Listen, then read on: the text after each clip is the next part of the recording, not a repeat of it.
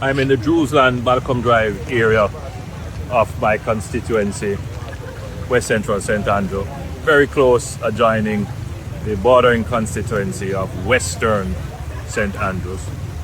Specifically, I'm on the banks of the Sandy Gully. Now, the Sandy Gully was built in the 1960s. That was in response to Hurricane Flora and Charlie, which created massive flooding.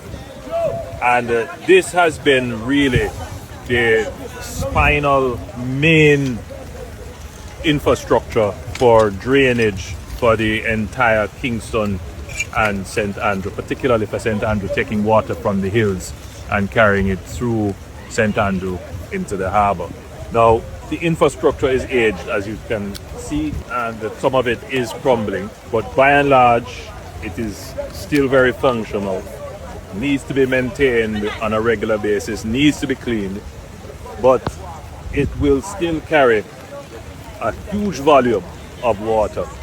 But there are some areas, as I said, that are significantly compromised and would pose a challenge. So I've inspected the gully bank coming from Malines Road up to this point, and the inverts are generally in order, the walls are generally in order. There are a few areas, one of which I sent a team yesterday to check, where one of the walls is compromised, and we will try to have that repaired as quickly as possible. We won't be able to do anything now, obviously, but hopefully that compromise won't lead to a total blockage of the area.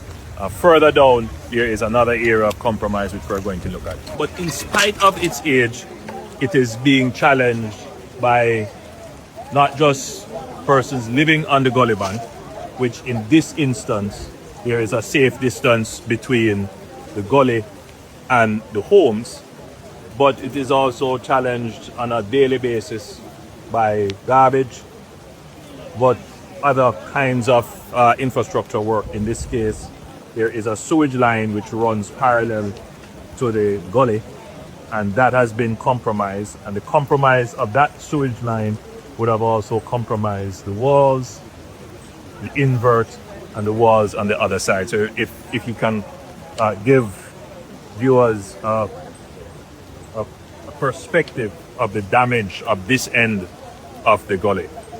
Now, that we are in a period of disaster, when there is likely to be heavy rains, some of the homes that are proximate to this damage could face serious dislocation. I'm told that some persons have already evacuated, but others say they don't have anywhere to go. We'll look into that. We'll see how we can help.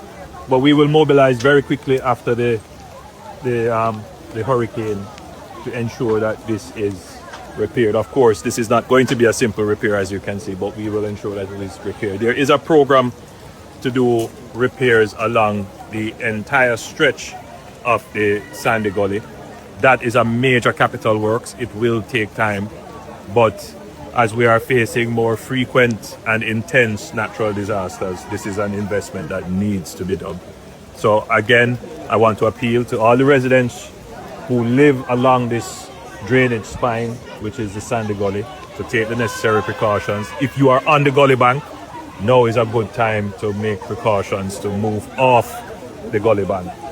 If you are inclined to throw debris and garbage into the gully, desist from doing so, because once it gets into the gully, even though it is wide, it does clog up when it has to encounter bridges and tributaries when they join, and that is where you could have points of overflow.